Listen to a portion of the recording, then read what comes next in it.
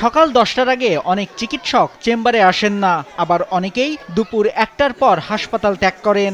সরকারি নির্দেশনা অনুযায়ী সকাল 8টা থেকে দুপুর 2:30টা পর্যন্ত বহির্বিভাগে রোগী দেখার নিয়ম, কিন্তু চিকিৎসকেরা কোনো নিয়ম নীতির তোয়াক্কাই করছেন না। হাসপাতালের এক্স-রে মেশিন 2 মাস ধরে নষ্ট, আল্ট্রাসোনোগ্রাফি মেশিনও 3 মাস ধরে বন্ধ রয়েছে। নাম প্রকাশে অনিচ্ছুক এক চিকিৎসক এই তথ্য নিশ্চিত করে জানান, মেশিন সচল করতে কোনো উদ্যোগই নিচ্ছে না কর্তৃপক্ষ।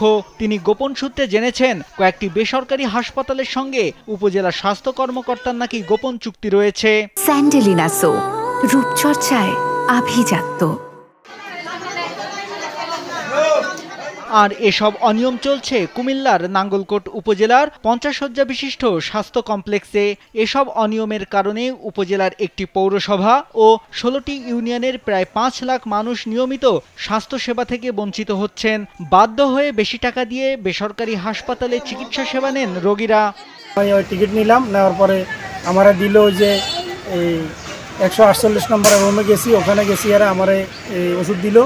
কিন্তু আসলে আমি আরও 2-3বার দেখাইছি, কিন্তু আমার কোনো সমস্যা যাচ্ছে না। কিন্তু আমার সমস্যা কোমরে, জয়েন্টের সমস্যা, এটা বোঝা গেছে, চেক করা নিয়েছে। কিন্তু এখন এখানে অর্থোপেডিক ডাক্তার দেখানোর জন্য আসছি, অর্থোপেডিক ডাক্তার নাকি নাই। আমি এখানে যেহেতু আলট্রা করতে পারি নাই, পরবর্তীতে আমি আবার বাধ্য হয়ে বাইরে থেকে আলট্রা করতে হয়েছে আর কি। ওরা আমি আবার অতিরিক্ত টাকা ব্যয় করে বাইরের থেকে প্রাইভেট হাসপাতাল থেকে আলট্রা করি। এখানে আগে অ্যালার্জির ডাক্তার ছিল, দীর্ঘদিন থেকে অ্যালার্জি কোনো ডাক্তার নাই। এটা সবচেয়ে বেশি অ্যালার্জি রোগে আক্রান্ত মানুষরা কষ্টে আছেন। উপজেলা স্বাস্থ্য ও পরিবার পরিকল্পনা বিষয়ক কর্মকর্তা ডাক্তার মোহাম্মদ বেলায়েত হোসেন জানান, তিনি হাসপাতালে সার্বিক বিষয়ে তদারকি করছেন। হাসপাতালে বায়োমেট্রিক উপস্থিতির ব্যবস্থা আছে, তাই চিকিৎসকরা যথাসময়ে হাসপাতালে আসেন। যদিও 2-1জন চিকিৎসক দেরি করে আসেন, তাদের বিরুদ্ধে ব্যবস্থা নেওয়া হবে। হাসপাতালে সার্বিক ব্যবস্থাপনা নিয়ে সবকিছুরই আমি তদারকি করতেছি এবং ডাক্তারদের নিয়মিত আসা যাওয়ার ব্যাপারেও বলা হয়েছে, বায়োমেট্রিক নিয়মিত দেওয়ার ব্যাপারে আমাদের আবার ফিঙ্গারপ্রিন্ট চালু আছে, সবাইকেই বলা হয়েছে এবং আশা করি সবাই আসতেছে। যদি 2-1জনের কারোর মধ্যে কোনো থাকে সেটা আমরা ব্যবস্থা নিই।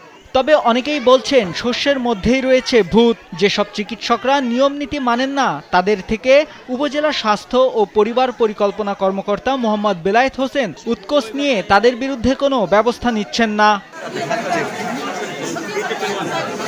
নাইমুল হাসিব, কালবেলা।